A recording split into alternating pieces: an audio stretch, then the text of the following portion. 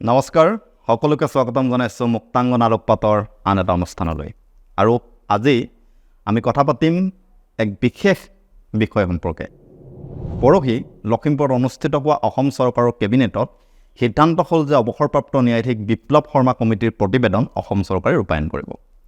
এই প্ৰতিবেদনত থকা 67টা প্ৰস্তাৱৰ ভিতৰত 57টা প্ৰস্তাৱে অসম চৰকাৰে ৰূপায়ণ কৰিব আৰু বাকী থকা 10টা প্ৰস্তাৱৰ সম্পৰ্কে কেন্দ্ৰীয় চৰকাৰৰ সৈতে আলোচনা কৰিব লাগিব।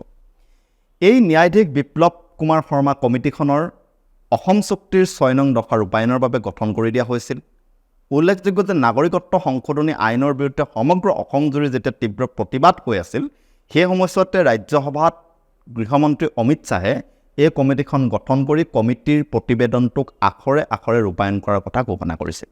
আহকচোন আমি শুনো অমিত শ্বাহে সদনৰ মজিয়াত কি কৈছিল। आसाम के सभी मूल निवासियों को मैं सदन के माध्यम से आश्वस्त करना चाहता हूं कि एनडीए की सरकार, भारतीय जनता पार्टी की सरकार क्लॉज 6 की कमेटी के माध्यम से आपके सभी हितों की चिंता करेगी।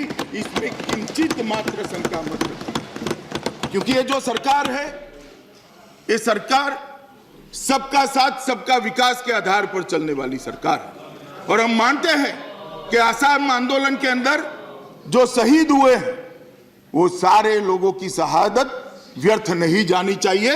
आसाम की समस्या का सच्चा समाधान लाने का अब समय आ गया। और मान्यवर, इसीलिए हमने क्लॉज 6 की कमेटी बनाई है, जिसमें आंसू भी है जिन्होंने आंदोलन किया था, आसाम गण परिषद के हमारे साथी भी हैं। मैं सबको आपके माध्यम से निवेदन करना चाहता हूं, जितनी भी जल्दी हो सके आप क्लॉज 6 की कमेटी का रिपोर्ट कृपया भारत सरकार को भेज दीजिए, जिससे भारत सरकार आपके हितों की रक्षा करे। ইয়াৰ পৰৱৰ্তী সময়ত এই কমিটিখনৰ প্ৰতিবেদনক লৈ বহুতো বিতৰ্ক হৈছিল। উল্লেখযোগ্য যে বিপ্লৱ শৰ্মা কমিটিৰ প্ৰতিবেদনখনক কেন্দ্ৰীয় চৰকাৰে গ্ৰহণ কৰা নাছিল আৰু তদানীন্তন মুখ্যমন্ত্ৰী সৰ্বানন্দ সোণোৱালৰ হাততেই উপায়ন্তৰ হৈ এই প্ৰতিবেদন অৰ্পণ কৰিবলগীয়া হৈছিল। পৰহি অসম চৰকাৰৰ এই ঘোষণাই অসমত পুনৰ চৰ্চালৈ আহিছে আৰু অসম চুক্তিৰ 5 আৰু 6 নং দফা সম্পৰ্কে ৰাইজৰ মাজত পুনৰবাৰ আলোচনা হৈছে। আমাৰ বহুতেই বোধ হয় অসম চুক্তিৰ 5 আৰু 6 নং দফাত কি আছে সেয়া ভালদৰে নাজানে। যদিহে আপুনিও অসম চুক্তিৰ 5 আৰু 6 নং দফাৰ সম্পৰ্কে নাজানে, তেন্তে এই ভিডিঅ'টো আপোনাৰ বাবে। ভিডিঅ'টো শেষলৈকে চাওক আৰু বুজক দৰাচলতে অসম চুক্তি আমাৰ বাবে কিয় ইমান প্ৰয়োজনীয়। 85ৰ অসম আন্দোলনৰ দুটা ধাৰা অৰ্থাৎ দুটা ফ্ৰেজ আছিল। প্ৰথমটো ধাৰাত আন্দোলনটো চলি থাকোঁতে কোৱা হৈছিল যে অসমত বিদেশী চিনাক্তকৰণৰ বাবে 1951 চনটোক ভিত্তিবৰ্ষ হিচাপে লোৱা হওক। সেই ধাৰাটো আছিল অসম আন্দোলনৰ ৰেডিকেল ধাৰা। ৰেডিকেল ধাৰাটো শেষ হোৱাৰ পাছতেই অসম আন্দোলনৰ নৰম পন্থাৰ যুগটো আৰম্ভ হয়। এই ধাৰাটোত অসমত বিদেশী চিনাক্তকৰণৰ ভিত্তিবৰ্ষ হিচাপে 1971 চনৰ 25 মাৰ্চ তাৰিখটো গ্ৰহণ কৰা হৈছিল। অসম আন্দোলন যেতিয়া শেষ হৈছিল, সেই সময়ত আন্দোলনটোৰ দ্বিতীয়টো ধাৰা অৰ্থাৎ নৰম পন্থাৰ যুগটো চলি আছিল। গতিকে প্ৰয়াত প্ৰধানমন্ত্ৰী ৰাজীৱ গান্ধীৰ সৈতে হোৱা যে অসম চুক্তি, সেই অসম চুক্তিৰ 5 নং দফা আৰু 6 নং দফাত 25 মাৰ্চ 1971 তাৰিখটোক ভিত্তিবৰ্ষ অৰ্থাৎ কাট অফ ডেট হিচাপে গ্ৰহণ কৰা হৈছিল। এতিয়া আমি ইমান সময় কৈ আহিছোঁ অসম চুক্তিৰ 5 আৰু 6 নং দফাৰ কথা। অসম চুক্তিৰ 6 নং দফাৰ সম্পৰ্কে প্ৰায় আলোচনা হৈ থাকে বা ইয়াৰ কথা সকলোৱে কৈ থাকে, কিন্তু অসম চুক্তিৰ 5 নং দফাৰ সম্পৰ্কে খুব কমেইহে আলোচনা কৰা হয়। কিন্তু অসম চুক্তিৰ মূল আত্মাটো সোমাই আছে অসম চুক্তিৰ 5 নং দফাৰ মাজত। অসম চুক্তিৰ 5 নং দফাই অসমীয়াৰ সংজ্ঞা নিৰূপণ কৰিছে আৰু সেই সংজ্ঞাৰ ওপৰত ভিত্তি কৰিহে অসম চুক্তিৰ 6 নং দফাৰ প্ৰাসংগিকতা আহিব। গতিকে আমি বিপ্লৱ শৰ্মা কমিটিৰ কথা আলোচনা কৰাৰ আগতে আমি অসম চুক্তিৰ 5 নং দফাৰ সম্পৰ্কে আলোচনা কৰিব লাগিব। এতিয়া অসম চুক্তিৰ 5 নং দফাই অসমত 3 প্ৰকাৰৰ ব্যক্তিৰ কথা কৈছে। প্ৰথম অসমীয়া, দ্বিতীয় বিদেশী নাগৰিক, কিন্তু তেওঁলোকে পৰৱৰ্তী সময়ত ভাৰতীয় নাগৰিক হ'ব পাৰিব, আৰু তৃতীয় প্ৰকাৰৰ ব্যক্তি হৈছে বিদেশী ব্যক্তি, যিসকলক অসম তথা ভাৰতৰ পৰা বিতৰণ কৰিব লাগিব।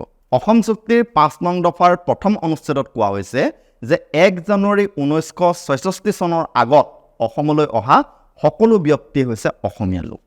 ইয়াৰ পাছত অসমলৈ অহা ব্যক্তিসকলক অসমীয়া হিচাপে গণ্য কৰা নহ'ব। গতিকে অসম চুক্তিৰ 5 নং দফাৰ মতে যদি আমি চাওঁ, ইয়াৰ যিটো প্ৰথম অনুচ্ছেদটো, সেই প্ৰথম অনুচ্ছেদটোত অসমত থকা যিসকল ভাৰতীয় নাগৰিক, সেই ভাৰতীয় নাগৰিকসকলৰ মাজতো দুটা ভাগ কৰিছে। প্ৰথম ভাগটো হৈছে 1 জানুৱাৰী 1966 চনৰ আগত অসমলৈ কোন আহিছে। যিসকল 1 জানুৱাৰী 1966 চনৰ আগত অসমলৈ আহিছে, তেওঁলোক হৈছে খিলঞ্জীয়া অসমীয়া আৰু যিসকল এই নিৰ্দিষ্ট তাৰিখটোৰ পাছত অসমলৈ আহিছে তেওঁলোক ভাৰতীয় নাগৰিক হ'লেও তেওঁলোক খিলঞ্জীয়া অসমীয়া নহ'ব। এতিয়া 5 নং দফাৰ দ্বিতীয় অনুচ্ছেদটোত কোৱা হৈছে যে যিসকল ব্যক্তিয়ে অসমলৈ 1 জানুৱাৰী 1966 চনৰ আগতে আহিছে আৰু 1967 চনৰ ভোটাৰ তালিকাত নাম আছে তেওঁলোকক অসমৰ নিয়মীয়া নাগৰিক অৰ্থাৎ ৰেগুলাৰ চিটিজেন হিচাপে গণ্য কৰা হ'ব। 5 নং দফাৰ তৃতীয় অনুচ্ছেদত কোৱা হৈছে যে যিসকল ব্যক্তি অসমলৈ 1966 চনৰ 1 জানুৱাৰী তাৰিখৰ পাছত আহিছে তেওঁলোকক বিদেশী নাগৰিক বুলি গণ্য কৰা হ'ব। সেইদৰে চতুৰ্থ অনুচ্ছেদত কোৱা হৈছে যে 1 জানুৱাৰী 1966 চনৰ পৰা 24 মাৰ্চ 1971 চনৰ ভিতৰত যিসকল লোক অসমলৈ আহিছে তেওঁলোকে নিজকে ফৰেনাৰ্ছ এক্ট অফ 1939 আৰু foreigners and registration act of 1939ৰ অধীনত নিজকে পঞ্জীয়ন কৰাব লাগিব। এইসকল ব্যক্তিয়ে পৰৱৰ্তী 10 বছৰৰ বাবে ভোটাধিকাৰ লাভ নকৰিব। এই সময়ছোৱাক কোৱা হ'ব দ্য টেনিয়ৰ অফ নেচাৰেলাইজেশ্যন।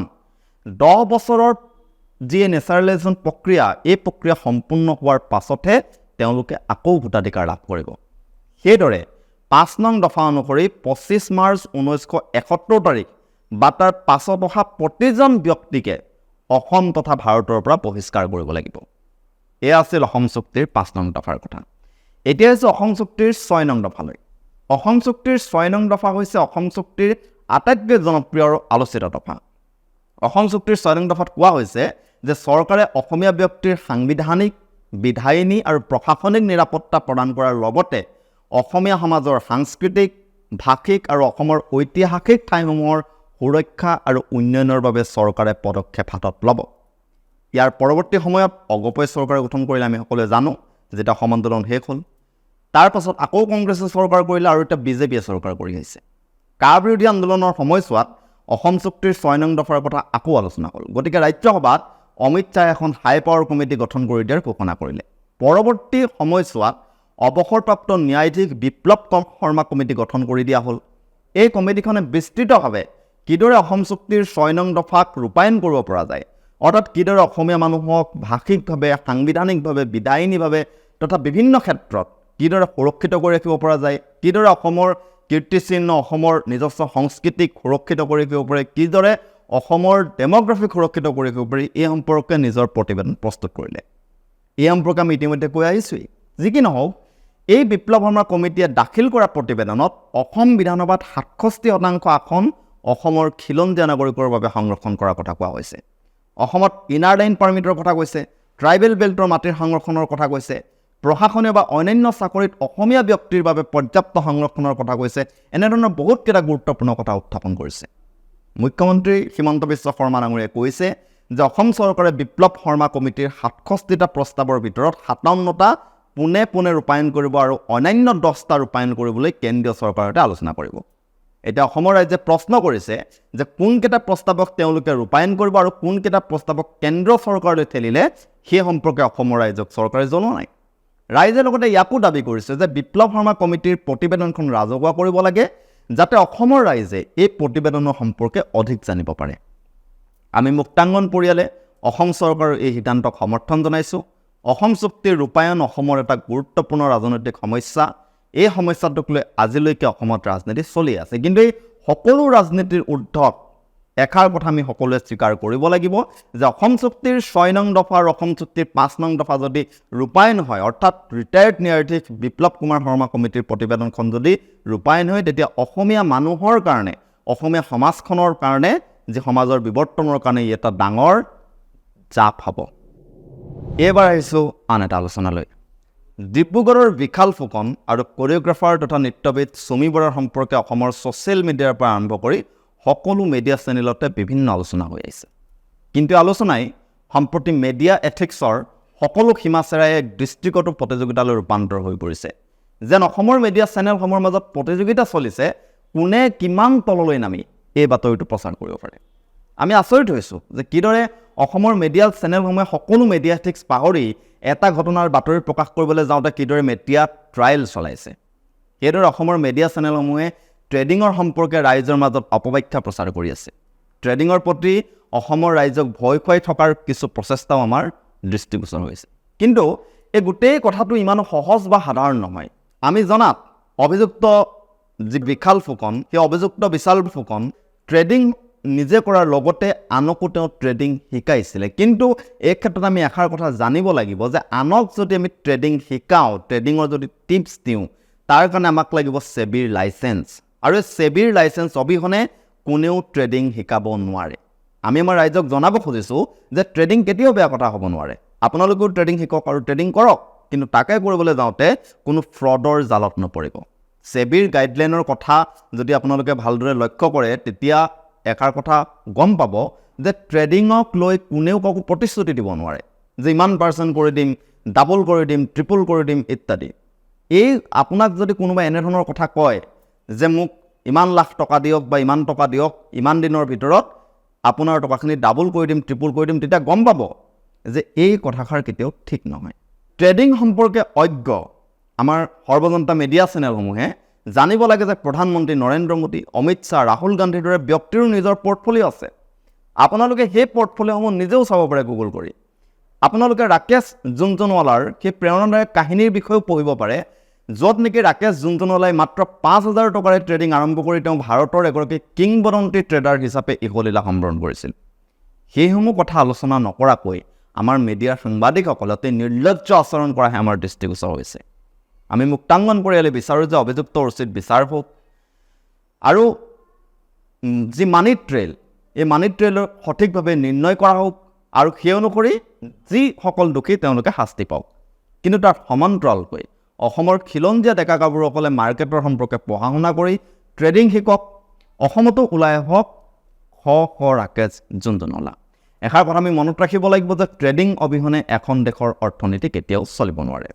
যি কি নহওক, ইমান সময় আপোনালোকে চাই আছিল মুক্তাংগন আলোকপাত অনুষ্ঠান।